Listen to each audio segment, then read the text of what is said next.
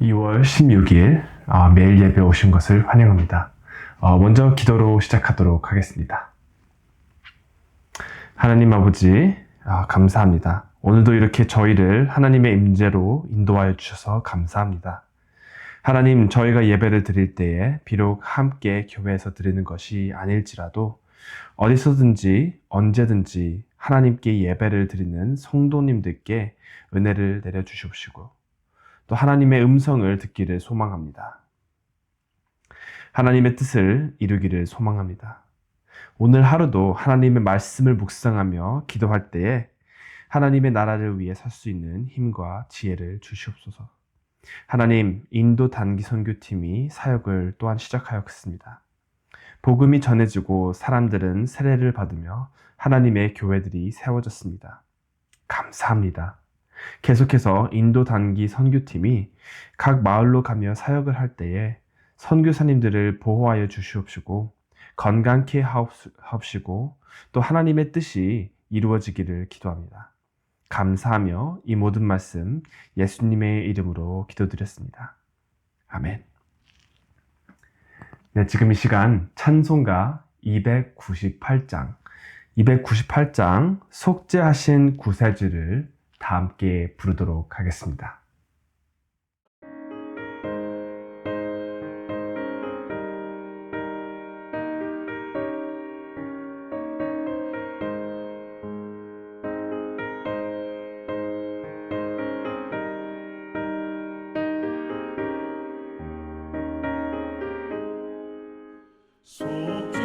속죄하신 구세주를 내가 찬송하리라. 내게 자유 주시려고 주가 고난당했네. 그 신사랑 찬양하리. 나의 죄 사하려고 십자가에 죽임당한 나의 주 찬양하리. 내가 구원받은 증거 기뻐 전파하리라. 내 죄 모두 담당하신 주의 사랑 크셔라. 크신 사랑 찬양하리. 나의 죄 사하려고 십자가에 죽임당한 나의 주 찬양하리. 찬양하리.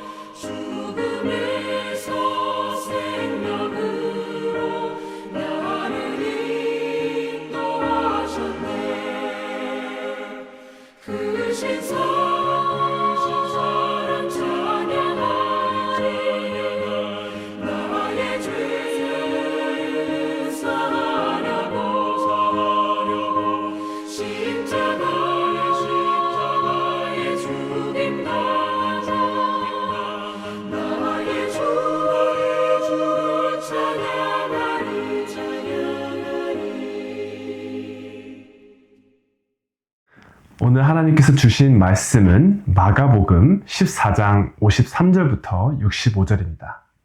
자, 그 전주까지만 해도 사람들의 칭송을 받고 지지를 받던 예수님이 십자가까지의 여정을 시작하시고 또 오늘 계속해서 예수님께서 고난을 받는 이야기를 볼 수 있습니다. 체포된 뒤에 예수님께서 어떠한 일을 겪으셨는지 다 함께 볼까요? 함께 읽겠습니다.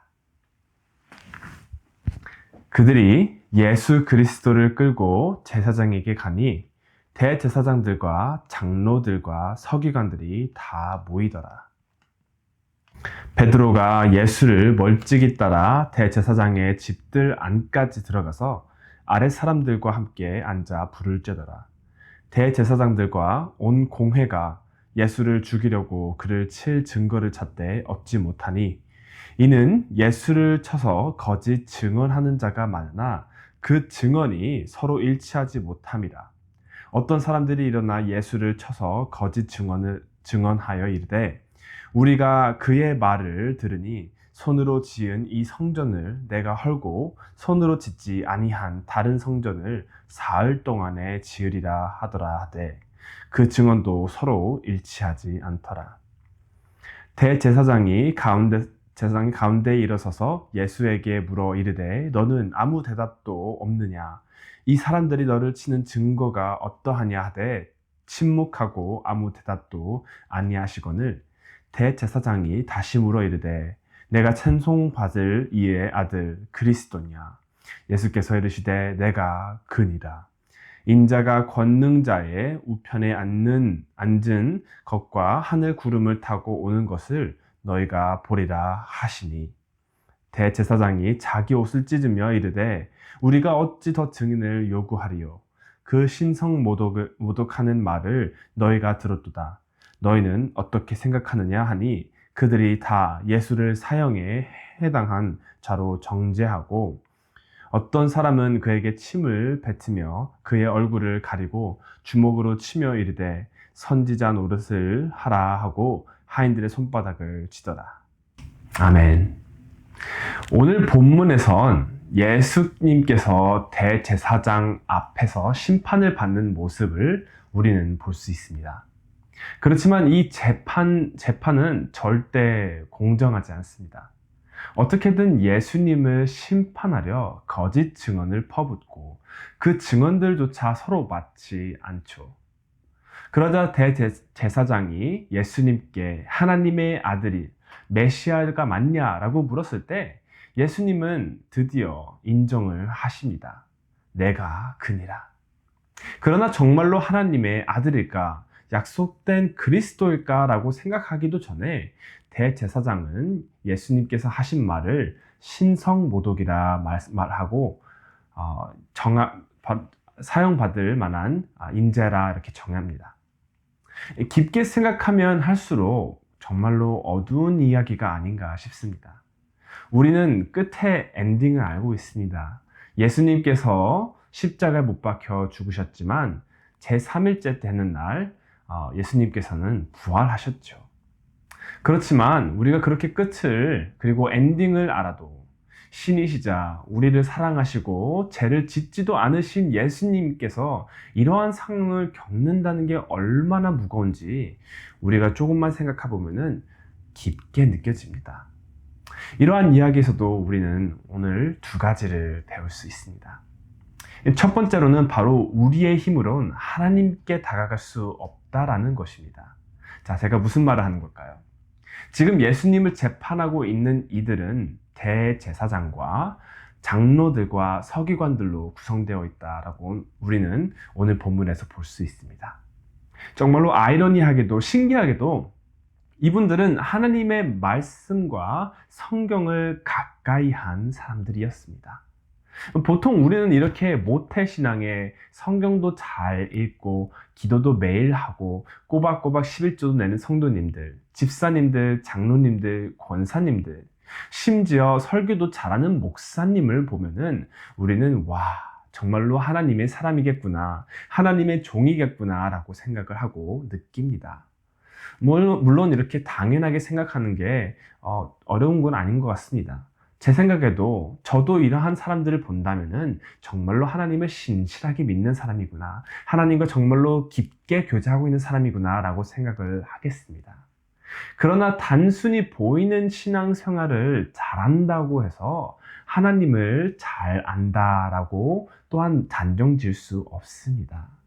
그리고 이 사실이 얼마나 무서운지 우리는 오늘 본문에서 볼 수 있습니다.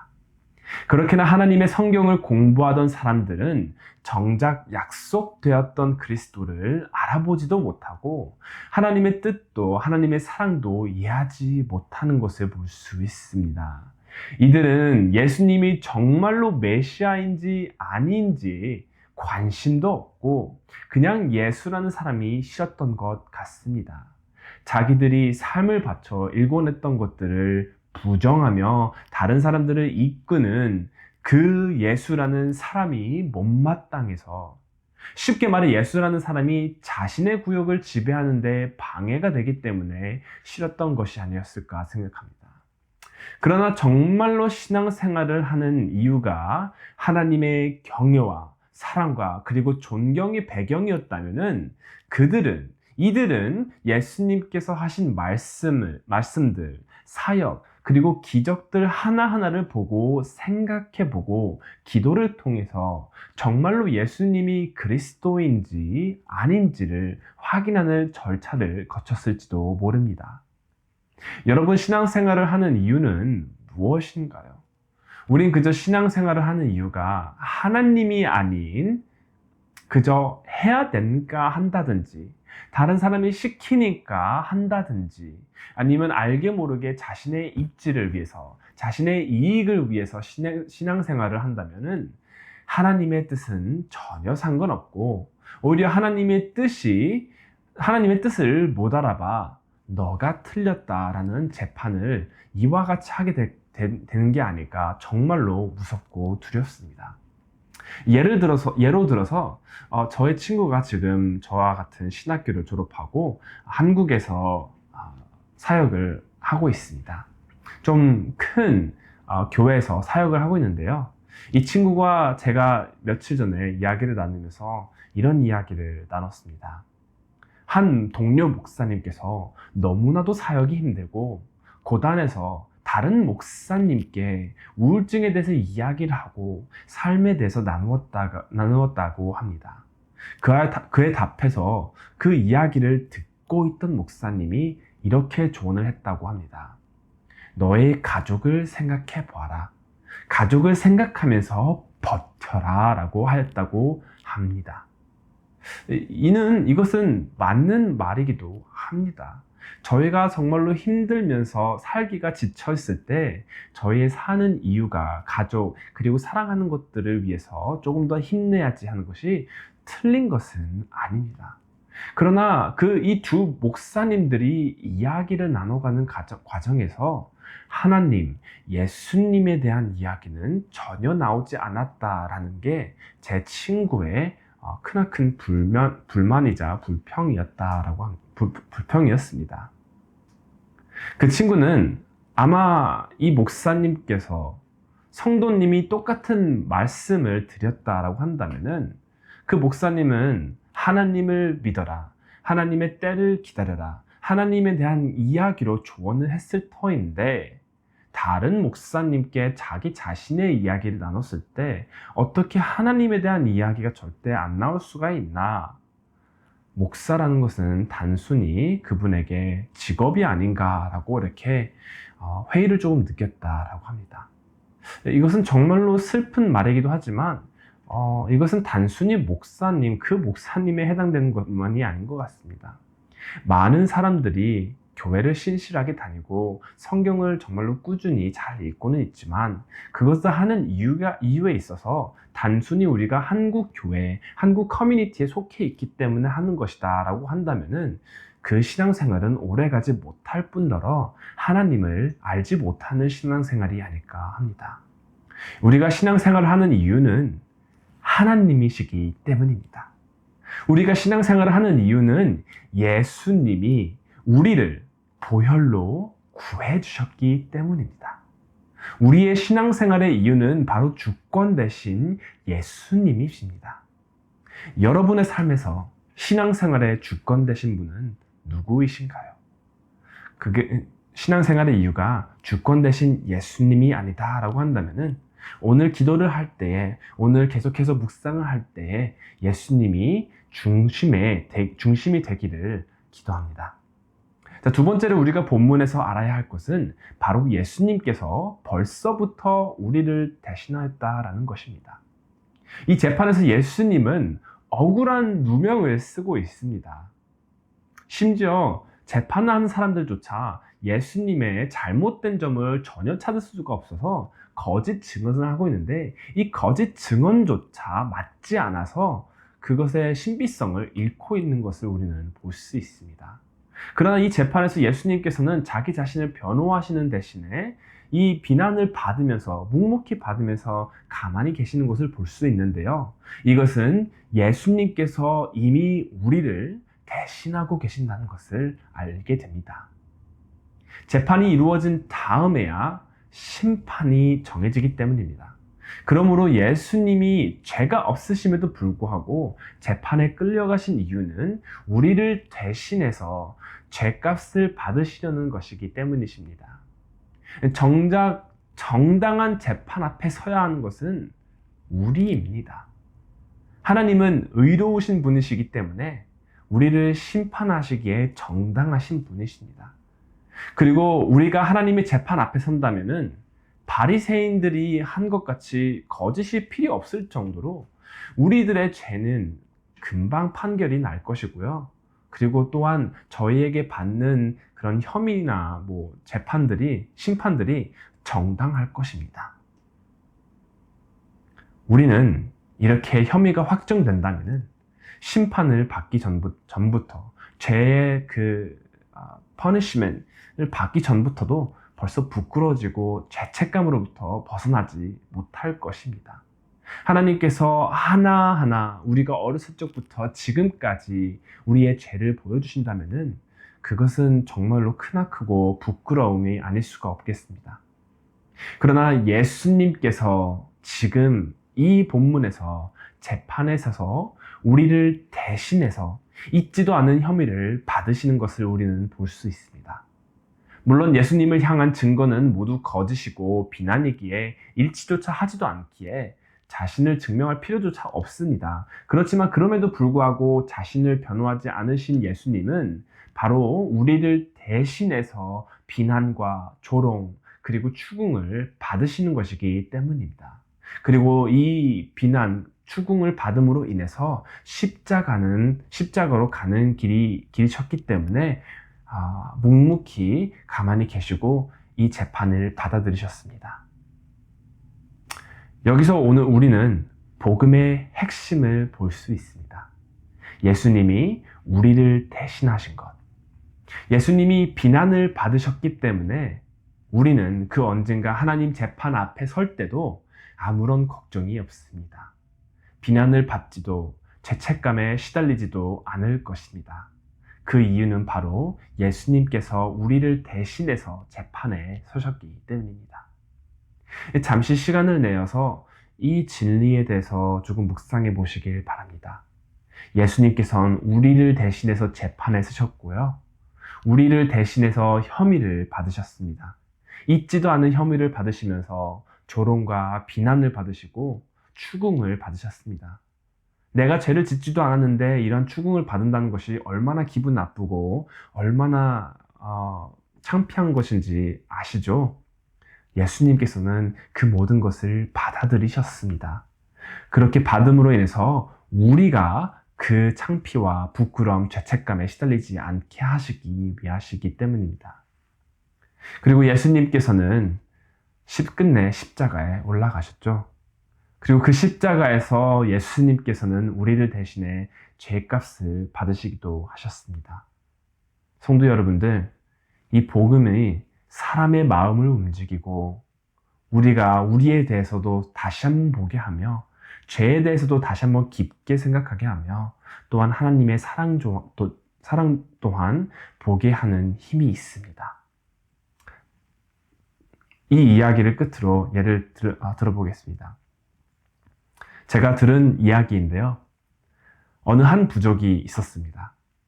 이 부족의 왕은 공정하고 또 의로운 걸로 알려져 있는데요. 다만 이 부족의 특징이 있다라고 하면은 이 부족에서는 뭔가 잘못을 한다고 하면은 주어지는 형벌이 굉장히 가혹할 정도라고 합니다. 그리고 이 부족의 왕은 말씀드렸듯이 다시 한번 공정하고 정의롭고 의로우며 판사로서 범죄자들을 심판하는 역할도 했습니다. 그러던 어느 날 이 왕은 심판의 법정에 소환되었습니다. 왕이 심판해야 할 다음 범죄자는 조그마한 도둑질을 저지른 사람이었습니다. 그러나 왕은 법정에 발을 들여놓는 순간 자신의 두 눈이 크게 띄어지고 금방 고민에 빠지게 되었습니다. 도둑질을 한 사람은 다름이 아닌 자기 자신의 어머니였기 때문입니다.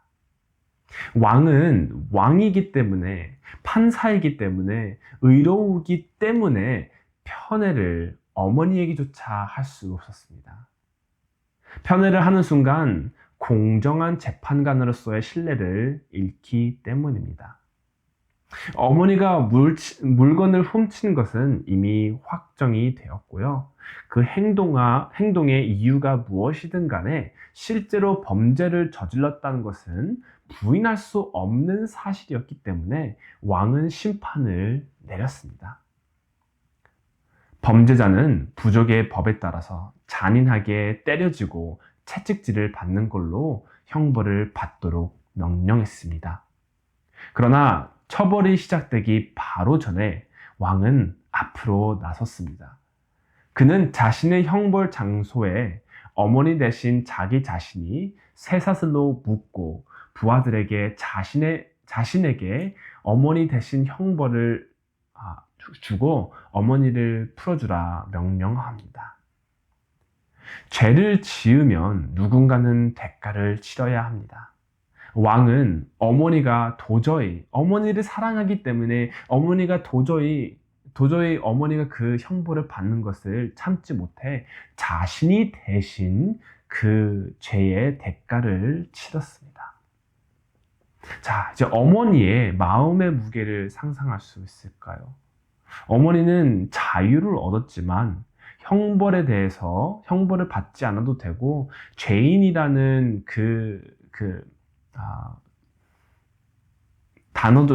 단어조차 이제 무관하지만서도 그 어머니는 왕이지만 아들이 그 받는 고통을 보면서 어떠한 마음이 있었을까요? 그 어머니께서는 자신의 죄가 용서받았다라든지 자신이 더 이상 형벌 걱정하지 않아도 된다, 이런 것은 전혀 관심이 없고요. 자신이 한 행동에 대한 후회와 슬퍼함이 있을 뿐입니다. 그 심판에서 어머니는 아무도 빠져나갈 수 없다는 절대적인 정의를 보고 있었고요. 또한 아들에 대한 사랑을 보았습니다. 그리고 그 어머니는 아들이 대신해서 그렇게 형벌을 받음으로 인해서 다시는 똑같은 것을 볼 수 없어 어머니는 다른 범죄조차 염두를 못 내었다라고 합니다. 자, 마찬가지로 십자가를 앞둔 마지막 날에 예수님께서 하신 일은 단순히 죽는 것이 아니셨습니다. 예수님은 우리를 대신하셨습니다. 예수님은 우리가 마땅히 받아야 할 재판을 받으셨고요. 우리가 죄가 있으므로 마땅히 받아야 할 심판을 대신 받으셨습니다. 그리고 예수님은 그 십자가에서 우리를 대신하여 하나님으로부터 버림받으시는 지옥을 경험하셨습니다. 이렇게 예수님께서 이러한 것들을 경험하셨기 때문에 우리는 앞으로 지옥에 대해서 걱정할 필요가 없습니다. 우리의 죄는 더 좋은 일, 더 착한 일로 씻어지는 게 아닙니다. 사고 난 후에 돈을 준다고 해서 사고의 후유증이나 상처가 치료되는 것이 아닌 것 같이 하나님께 지은 죄는 우리의 착한 일로 덮어지는 것이 아닙니다. 누군가는 대가를 치러야 합니다. 우리가 마땅히 대가를 치러야 하지만 예수님께서는 우리를 사랑하사 우리를 대신해 죄의 값을 받으신 것입니다. 우리는 예수님의 복음으로부터만 용서를 받을 수 있었던 것입니다. 사랑하는 성도 여러분, 오늘 여러분이 하루를 보낼 때에 다시 한번 하나님의 주권 되심을 기억하시고 또 우리가 왜 신앙생활을 해야 되는지를 기억했으면 합니다. 주권 되신 그 하나님께서 저희를 사랑하사 독생자 예수 그리스도를 보내셨고요. 그 예수 그리스도가 단순히 우리에게 오셔서 사역을 한 것뿐만이 아니고 우리를 대신해서 죄의 값을 받으셨습니다. 예수님께서는 전혀 받으시면 안 되는 그러한 형벌들, 심판, 재판들을 우리를 대신해서 받으셨습니다. 그러므로 인해서 우리는 더 이상 죄인이 아닙니다. 예수님의 보혈로 인해서 우리들은 더 이상 죄의 값에 대해서 걱정할 필요도 없고요. 부끄러워할 필요도 없고 그리고 죄책감에 시달릴 걱정조차 없습니다. 예수님께서 주신 이 복음, 이 은혜 다시 한번 우리가 깊게 묵상하고 생각하며 하루를 보냈으면 합니다. 기도하겠습니다. 하나님 감사합니다. 저희를 이렇게 다시 한번 예배 자리로 모이게 해주셔서 감사합니다. 하나님 저희가 지금 마가복음을 읽고 묵상하는 와중에 있습니다. 하나님 아버지 지금 현재 이 시간 이 본문에선 예수님께서 심판을 받으시는 과정을 볼 수 있습니다. 예수님께서는 이런 심판을 받을 분이 아니십니다. 의롭고 죄를 지으시지도 않고 세상을 창조하신 신이지만 인간에 의해 재판에 서게 되셨습니다. 그리고 끝으로 십자가에 못 박혀 죽으셨는데 이 모든 일은 저희를 대신해서 죄값을 받는 행위셨습니다. 그러므로 인해서 우리들의 죄는 씻음을 받았고 죄의 용서함을 받았고 그리고 또한 우리들은 예수님의 보혈로 인해서 하나님의 자녀로 거듭나게 되었습니다. 아버지, 감히 아버지라고 부르겠습니다. 저희가 잘난 것이 아니어서 아버지라 부를 수 있는 게 아니고 예수님의 보혈로 예수님께서 행하신 일로 하나님께서는 우리의 아버지가 되셨습니다. 감사합니다. 이 복음이야말로 저희들의 마음을 움직이고 저희들의 죄를 씻기시고 저희를 다시 태어나게 하시고 저희의 신앙생활의 이유가 되었습니다. 그러므로 하나님 아버지 저희 사랑하는 성도님들과 함께하여 주시옵소서. 복음이 다시 한번 우리들의 마음속에 깊게 자리 잡게 되도록 기도합니다. 또한 하나님 아버지 이 굉장한 복음이 계속해서 인도 땅에 전파되기를 기도합니다. 지금 짧은 시간이지만 권육천 목사님과 더불어 인도 단교 선교팀이 하나님의 복음을 위해서 열심히 일을 하고 있습니다. 하나님 그들에게 힘을 주십시고 성령의 힘으로 예수님의 복음이 잘 전파되지도록 기도합니다. 하나님 그들을 보호하여 주십시고 힘을 주십시고 또한 지금 현재 아픈 성도님들을 회복하여 주십시고 기도 제목이 많은 성도님들의 기도 또한 들어주십소서. 하나님 이 모든 일로 인해서 하나님이 홀로 영광 받으시길 기도합니다. 다시 한번 감사드리며 이 모든 말씀 예수님의 이름으로 기도드렸습니다. 아멘.